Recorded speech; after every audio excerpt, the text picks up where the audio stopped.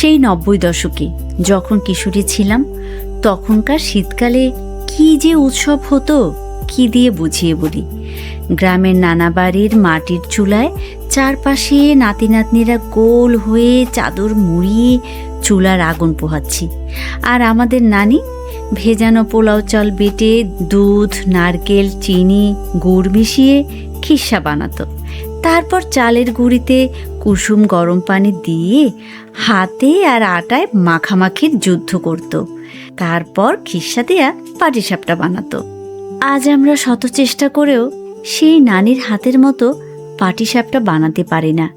আজকের শীতকালেও পিঠা, পায়েস রান্না হয় ঘরে ঘরে, কিন্তু ছোট্টবেলার সেই আনন্দ আর পাই না। আজকের ছেলেমেয়েগুলো সেইভাবে চুলার পাশে গা সেঁকতে সেঁকতে পিঠা খাবার কি যে মজা তা জানেই না।